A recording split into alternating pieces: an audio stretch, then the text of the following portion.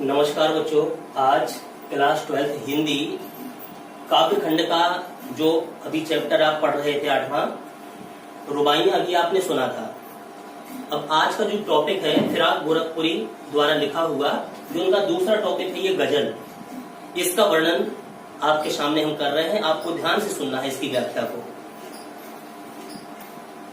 यानी कि इन गजल में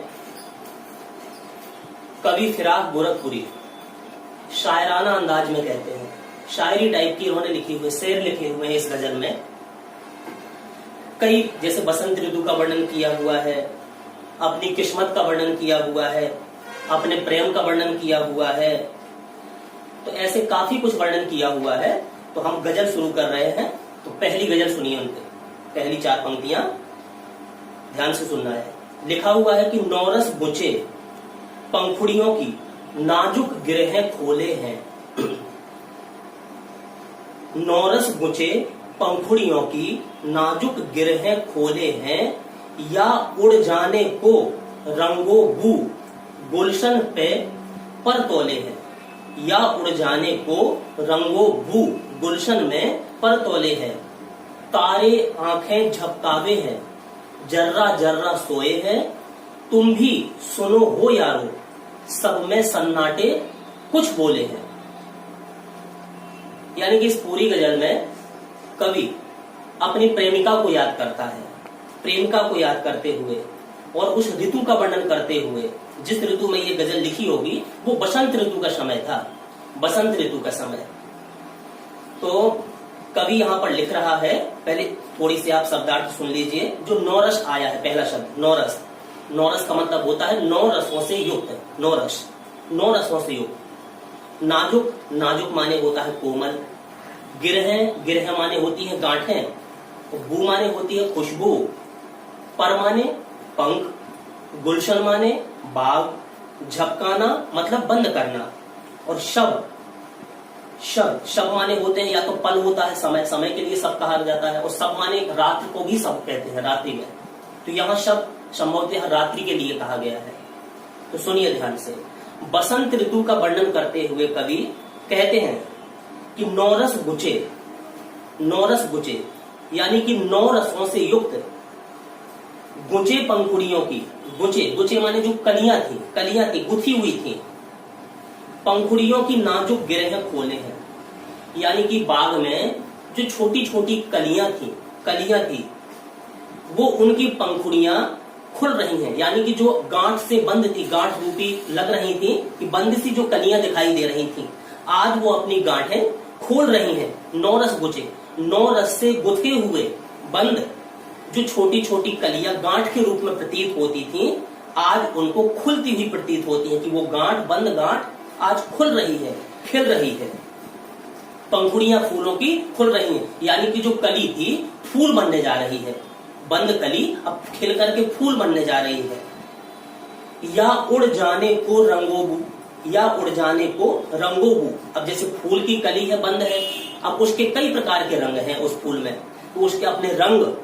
बू माने होती है खुशबू, गुलशन माने बगीचा, पर माने पंख। उस खिलती हुई कली को देख करके कवि को ऐसे लगता है कि जैसे वो कली अपने पंखों को फैला रही हो, पंखों को फैला रही हो, और उड़ करके, पंख फैला करके वो अपनी खुशबू और रंग को उड़ा करके पूरे बगीचे को भर देना चाहती हो। अपने रंगों से, अपनी खुशबू से पंख फैला करके उड़ करके सारे बगीचे को भर देना चाहती हो अपनी खुशबू से। आगे, तारे आंखें झपकावे हैं। अब रात्रि का वर्णन कवि कर रहा है। जर्रा जर्रा सोए हैं।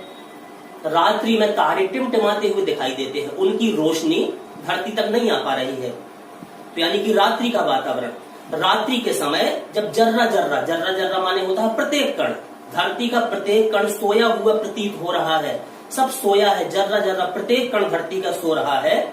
उस समय तारे टिमटिमाते हुए ऐसे लग रहे हैं कि वो भी, उनमें भी आलस से भरा है, वो भी अपनी आंखें झपका रहे हों। तारे आंखें झपकावे हैं।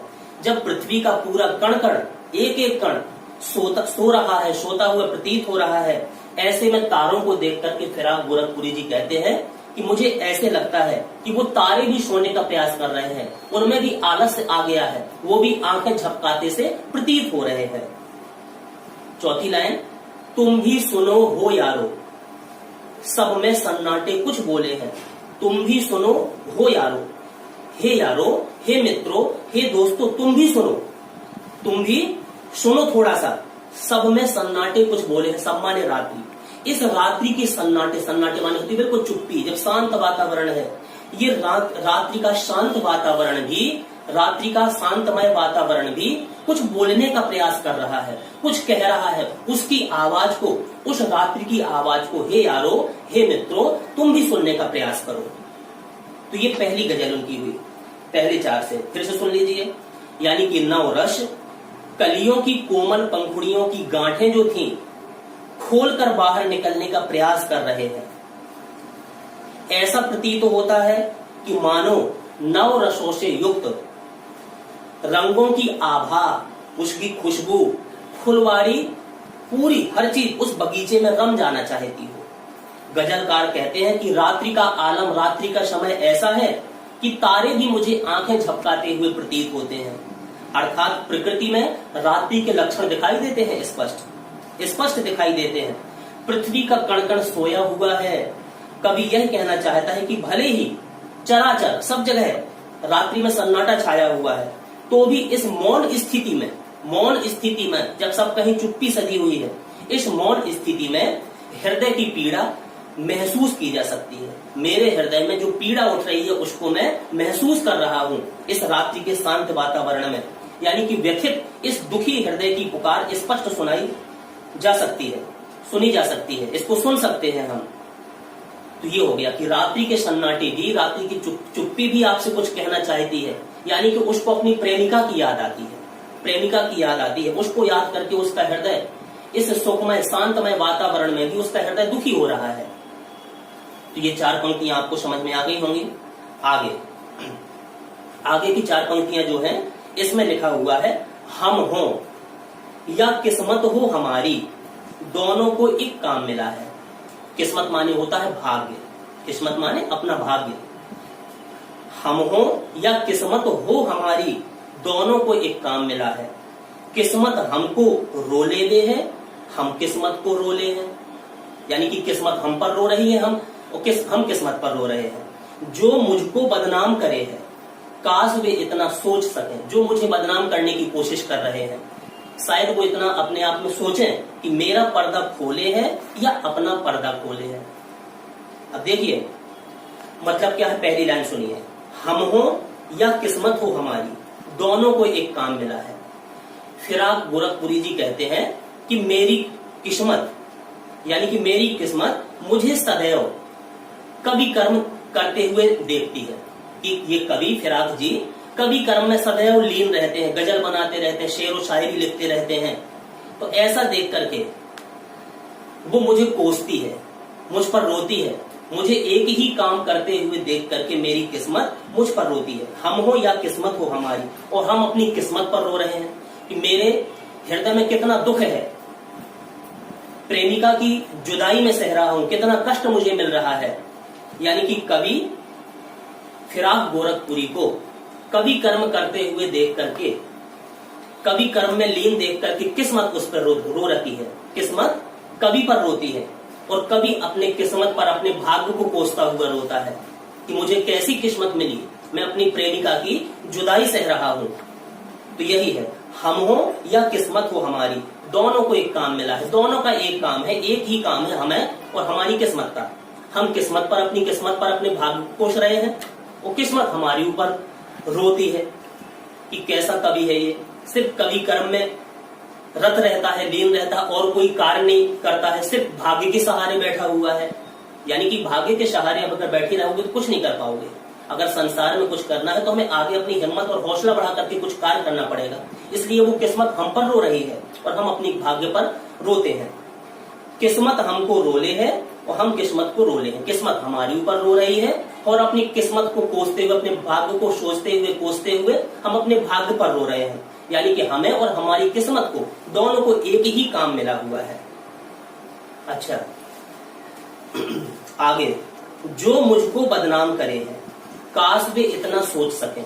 अब देखिए, जो मुझको बदनाम करे हैं, इस संसार में अगर कोई मुझे बदनाम करने की कोशिश करता है, मुझे बदनाम करता है, तो काश वे अपने मन में भी इतना सोच लें कि मेरा पर्दा खोले हैं। अगर किसी की कोई बुराई करता है, उसका पर्दा खोल रहा है, उसकी कमी को संसार में उजागर कर रहा है, तो वो भी अपना पर्दा समझो एक किस्म से खोल रहे हैं। ऐसे व्यक्तियों को कोई अच्छा नहीं कहता है जो दूसरे की हमेशा नुक्ताचीनी निकालता रहता है, किसी की कमी निकालता रहता है, किसी की दबी हुई बात को उजागर करता रहता है समाज में। उसको भी समाज पहचान लेता है कि ये किस प्रवृत्ति का इंसान है, किस प्रवृत्ति का इंसान है। तो यही कवि कहते हैं कि जो मुझको बदनाम करे काश वे इतना सोच सके मेरा पर्दा खोले हैं या अपना पर्दा खोले हैं। यानी कि यहाँ पर शायद फिराक ने इस शेर में अपने हमराज, अपनी प्रेमिका जिसकी जुदाई का गम वो सह रहा है, उसको सावधान करते हुए यहाँ पर कहा हुआ है कि हमें बदनाम करने की नाकाम कोशिश ना करें, हमें बदनाम करने की कोशिश आप ना करें। यदि वे गुस्ताखी करते हैं, यदि मुझे बदनाम करने की समाज में कोशिश करते हैं, तो स्वयं भी बदनामी आपकी ही होगी, बदनामी का दंश आप ही झेलोगे, क्योंकि हम दोनों की रहस्य एक ही है।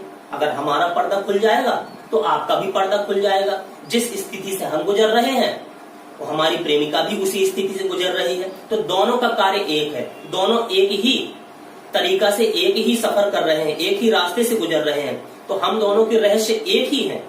इसलिए अगर एक का भेद प्रकट समाज में हो गया, एक का भेद, एक का रहस्य अगर खुल गया, तो दूसरे का, जो मुझे बदनाम करने की कोशिश कर रहा है, उसका भेद भी स्वतः खुल जाएगा। तो यही इन्होंने कहा है कि जो मुझको बदनाम करे काश वे इतना सोच सकें। अगर मुझे बदनाम करने की कोशिश आप करते हैं तो अपने मन में ये भी सोच लो कि मेरा पर्दा खोले। आप मेरा पर्दा नहीं खोल रहे, मेरे रहस्य को नहीं खोल रहे समाज के सामने, आपका भी पर्दा रहस्य खुल रहा है समाज के सामने। आपको भी लोग आपको पहचान लेंगे कि आप किस प्रवृत्ति के हो। अच्छा, आगे, ये कीमत भी अदा करे हैं हम बदुरस्ती ए होशो हवास। सौदा माने होता है लेन देन। तेरा सौदा करने वाले दीवाना भी होले हैं। दीवाना माने होता है प्रेमी या पागल। तेरे गम का पाशे अदब है। गम माने होता है दुख, गम माने दुख, दुखी कठिन कठिन मीनिंग हम बताते जा रहे हैं। सौदा माने लेन देन, दीवाना माने पागल प्रेमी, गम माने दुख। अच्छा, तेरे गम का पासे अदब है। पासे माने पास में, वो अदब माने होता है सत्कार, हम स्वागत कर रहे, अदब कर रहे, पर वो लिहाज कर रहे। अच्छा, कुछ दुनिया का ख्याल है। ख्याल माने क्या होता है? ध्यान। और चौथी लाइन है, सबसे छिपा के दर्द के मारे चुपके रोले हैं। अच्छा, अब इस पंक्ति में कवि, हमने मोहब्बत पाने के लिए जुदाई का दर्द सहन किया है, प्रेम पाने के लिए, अपनी प्रेमिका का प्रेम पाने के लिए जो हमसे दूर है उसका प्रेम पाने के लिए हमने जुदाई का दर्द भी सहन किया है, ये कीमत भी अदा की है। हमने प्रेम किया है तो प्रेम पाने के लिए उसकी कीमत को बदुरस्ती होशो हवास, होशो हवास माने होता है पूरे विवेक पूर्वक, पूरे ज्ञान के साथ, पूरे विवेक के साथ हमने उसकी कीमत को भी अदा किया है। यानी कि उसके जुदाई के हमने दर्द को सहन किया है, ये कीमत भी अदा की है। अगर हम प्रेम में पड़े हैं तो पूरे विवेक के साथ उसकी कीमत को भी हमने अदा किया है। यानी कि आपकी जुदाई का दर्द हमने सहन किया है, यानी कि अपने पूरे होशो हवास में अपनी मोहब्बत की कीमत हमने अदा की है, ये कहने का मतलब। यानी कि अदा की है का मतलब दुनिया के हमने ताने सहे हैं, बदनामी भी सही है। यानी कि दुनिया के हमने ताने और बदनामी सब सही है। अच्छा, आगे, तेरा सौदा करने वाले दीवाना भी होले हैं। तेरा सौदा, सौदा माने होता है लेन देन। तुम्हारे लिए यदि हमें दीवानेपन से भी गुजरना पड़ा तो हम गुजरेंगे। यानी कि तुम्हें प्राप्त करने के लिए अगर हमें पूरी तरीका से दीवाना बनना पड़ा तो हम दीवाना भी बन जाएंगे। तेरा सौदा करने वाले दीवाना भी होले हैं। तुम्हें प्राप्त करने के लिए पूरी तरीका से हम दीवानेपन भी बन जाएंगे। दीवानेपन से अगर गुजरना पड़े तो हम गुजरेंगे। यानी कि यहाँ पर शायर का शायद कहने का तात्पर्य यह है कि मैं दीवाना होकर भी तुम्हें प्राप्त करूंगा, तेरा सौदा कर लूंगा, दीवाना होकर के भी तुझे प्राप्त कर लूंगा, और यह सौदा बुरा नहीं है। यानी कि तेरा सौदा करने वाले, अब अपने प्रेम को प्राप्त करने के लिए लोग बाग दीवाने तक हो जाते हैं। ये है तेरा सौदा करने वाले दीवाना भी होले हैं। ये कीमत भी अदा करे है हम बदुरस्ती होशो हवास। यानी कि प्रेम की पूरी कीमत हमने चुकाई है, पूरे विवेक के साथ, ज्ञान के साथ पूरी कीमत चुकाई है। बदनामी भी सही, समाज में ताने, सब कुछ सहन किया है हमने तुम्हें प्राप्त करने के लिए। और तुम्हें प्राप्त करने के लिए हम दीवाना भी हो जाएंगे, दीवाना भी हो सकते हैं। और ये दीवाना होना, ये सौदा करना तुम्हारा बुरा नहीं है। आगे, तेरे गम का पासे अदब है, कुछ दुनिया का ख्याल भी है। सबके छिपा के दर्द के मारे चुपके चुपके रोले है। तेरे गम, गम माने होता है दुख दर्द, अदब, अदब माने सत्कार। तुम्हारे गम का, तुम्हें भी, मेरे वियोग में तुम्हें भी कष्ट है। अपनी प्रेमिका को संबोधित करते हुए कवि कह रहे हैं कि मेरे बिछोह में, मेरी जुदाई में आपको भी कष्ट हो रहा होगा, तो आपके कष्ट का भी मैं स्वागत करता हूं। तो कुछ दुनिया का भी ख्याल करता हूं, दुनिया का भी ख्याल रख रहा हूं। यानी कि कहने का तात्पर्य यह है कि तुम्हारे गमे जुदाई की शिष्टता का कायल हूं मैं। अर्थात जुदाई का गम भी मुझे सुकून देता है। जुदाई में जो गम प्राप्त होता है वो भी मुझे सुकून देता है। मैं तुम्हारे ऐसे ही व्यवहार और दुनिया के दुखमय व्यवहार के कारण अपने दर्द को हृदय में छिपाए हुए हूँ, अपने हृदय में छिपाए हुए हैं। तेरे गम का पाशे अदब है, कुछ दुनिया का ख्याल भी है। यानी कि तुम्हें भी दर्द हो रहा होगा मेरी जुदाई में, तो उसका मैं स्वागत करता हूँ, तुम्हारे दर्द का। लेकिन कुछ दुनिया का भी मुझे ख्याल करना है, दुनिया में भी हमारी बदनामी, बुराई ना हो पाए, तो कुछ दुनिया का भी ख्याल रखता हूँ। तो ये सब बातें सोचते सोचते आगे लिखा है चौथी पंक्ति, सबसे छिपा के दर्द के मारे चुपके चुपके रोले हैं। मेरे हृदय में जो दर्द है, कष्ट है, समाज को मैं नहीं बताता, समाज से छिपा करके चुपके चुपके अकेले में मैं रोता हूँ। यानी कि कवि कहता है कि दुनिया किसी का हमदर्द नहीं बन सकती है। यानी कि दुनिया के सामने हम पीड़ा को कैसे व्यक्त करें, क्या व्यक्त करें, क्योंकि ये दुनिया किसी का हमदर्द नहीं बन सकती, बल्कि दुखी को और दुखी करके वो सुख का अनुभव करती है। इसलिए शायर किसी के आगे रोकर अपना दुख प्रकट नहीं करता है, अकेले में चुपके चुपके अपनी प्रेमिका की जुदाई में वो रोता है।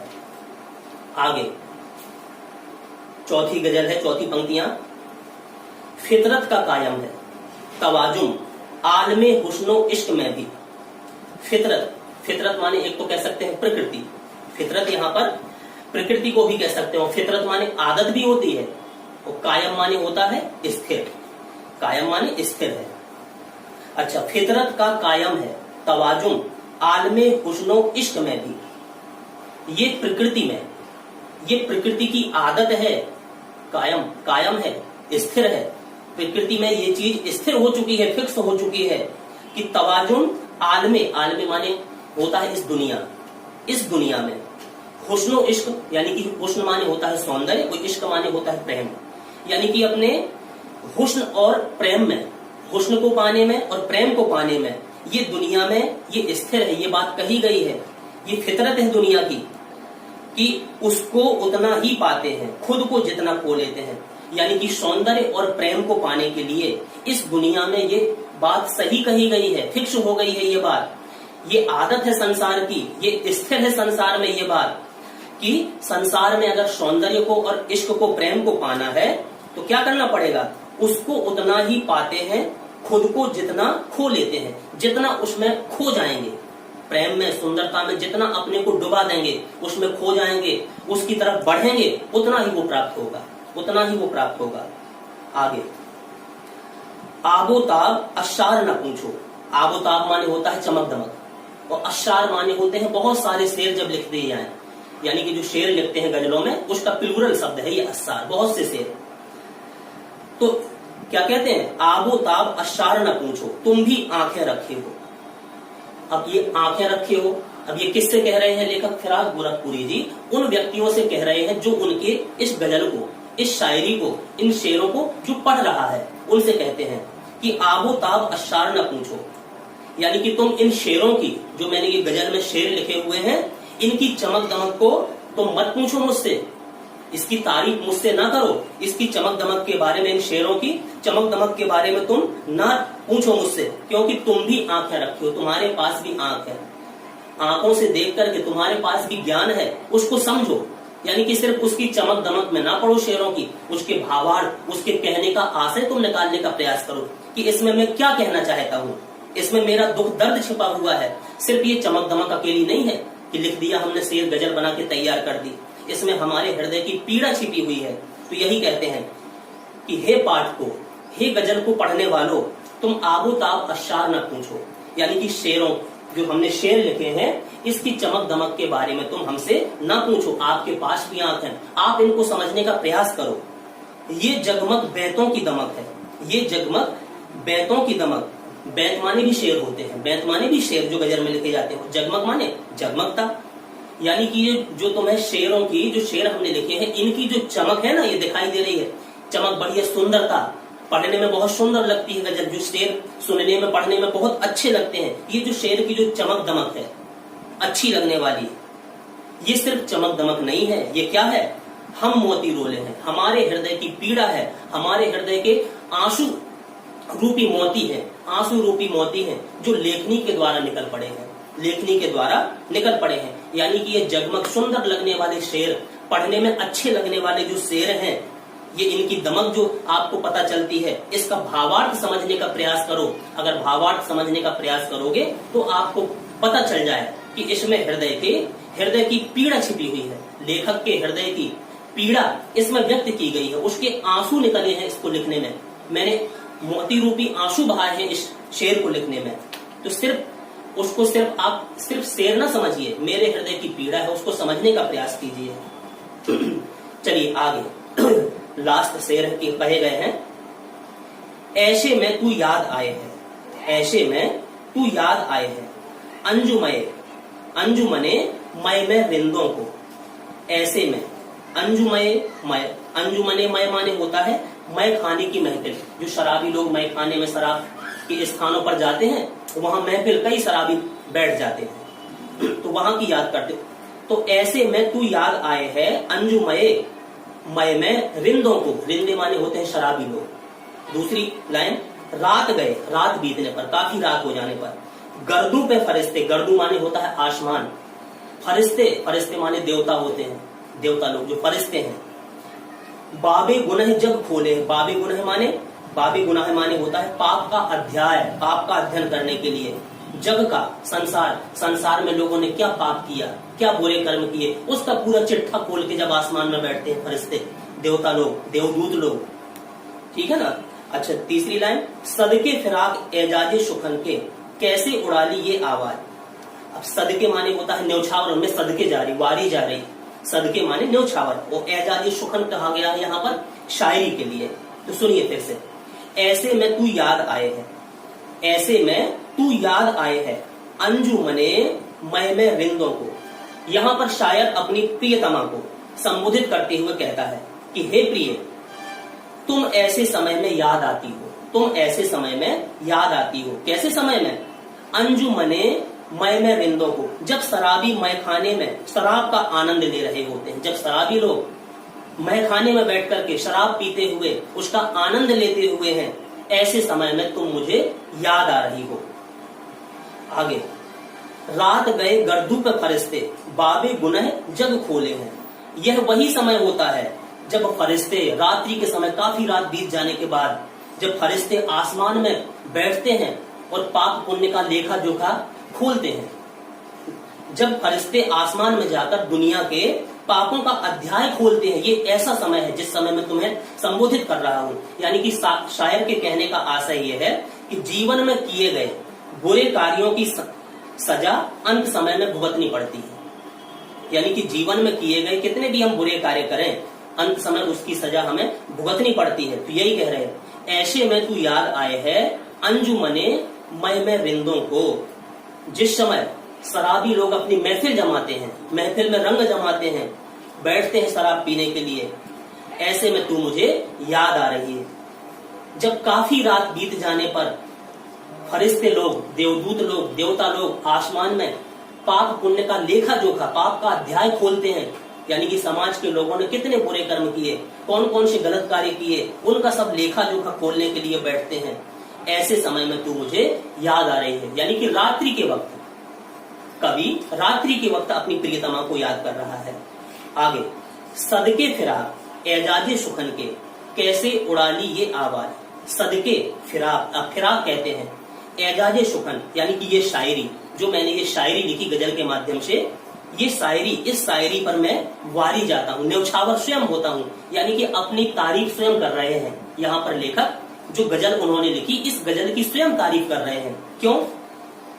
क्योंकि देखना, सुनिए पहले। सदके फिराक एजाजे सुखन के, कैसे उड़ा ली ये आवाज। मैंने जो ये गजल लिखी, इसकी आवाज को, इसके शेरों को, इसको कहने के ढंग को मैंने कैसे उड़ा लिया, कैसे प्राप्त कर लिया। यानी कि इस शायरी पर मैं न्यौछावर होता हूँ, अपनी इस शायरी पर मैं बली बली जाता हूँ, सदके जाता हूँ कि मैंने इस शायरी की आवाज कहां से चुराई, कैसे चुराई, कहां से ये शब्द लाए। इन गजलों के पर्दों में तो, यानी कि इन जो गजल मैंने लिखी, एक एक शेर में, कहने के ढंग में, यानी कि इन गजलों के पर्दों में तो मीर की गजलें बोले हैं। अच्छा, मीर जिन्होंने दुख दर्द की बहुत सारी शायरियां लिखी, तो मीर के बहुत अच्छे चाहने वाले थे, प्रशंसक थे ये फिराक गोरखपुरी। तो उन्हीं के अंदाज में, उन्हीं के शब्दों को लेकर के, उन्हीं जैसे वो शब्द चुना करते थे, उन्हीं जैसे शब्दों को चुन करके उन्होंने ये गजल लिखी है। तो मीर के बहुत बड़े प्रशंसक थे, यानी कि उसने, मीर साहब ने दुख दर्द की बहुत सारी गजलें लिखी हैं, बहुत सारी दुख दर्द के शेर व शायरी लिखी है। तो उन्हीं के अंदाज में ये उन्होंने गजल लिखी है, इसलिए उनको समर्पित करते हैं। यानी कि क्या कहते हैं, सदके फिराक एजाजे सुखन के, कैसे उड़ा ली ये आवाज। यानी कि मैं अपनी इस गजल पर, इस शायराने अंदाज पर जिसमें मैंने गजल लिखी, मैं न्यौछावर होता हूँ, सदके जाता हूँ, वारी जाता हूँ। मैंने ये आवाज कहां से चुराई है बता दूं, ये शायराना अंदाज मैंने कहां से सीखा है, कहां से प्राप्त हुआ है। इन गजलों के पर्दों में तो मीर की गजलें बोले हैं। यानी कि जो मैंने ये गजल आपके सामने पढ़ी, सुनाई, कही है, इसमें मीर का, जो मीर एक दुख दर्द के शायर थे, उनकी गजलों का अंदाज ही मैंने अपनी इस गजल में संजोया है। उनके कहने का आशय यह है, यानी कि कहते हैं कि तुम्हारी इतनी बेहतरीन शेर व शायरी पर यह खुराक, ये जो फिराक गोरखपुरी जी हैं, क्या कहते हैं, इतनी बेहतरीन मैंने शेर व शायरी ये लिखी है, इन पर फिराक खुद को कुर्बान करता है, अपनी लिखी गजल पर अपने को खुद को कुर्बान करता है। इन गजलों में तो महान गजलकार जो मीर साहब हुए हैं, उनकी गजलों की झलक मिलती है। आशा यह है कि फिराक भी मीर की भांति अच्छी गजलें रचते हैं। इनकी शायरी का अंदाज ए बयां मीर से मेल खाता है, बिल्कुल मीर जैसी शायरी में, शायराना अंदाज में उन्होंने ये गजल लिखी हुई है। तो यहाँ पर ये गजल का टॉपिक आपका समाप्त हुआ है। संभवतः आपको इसकी व्याख्या समझ में आ गई होगी, इसको आपको बार बार सुनना है, इसलिए अब इस चैप्टर को यहीं समाप्त करते हैं। धन्यवाद।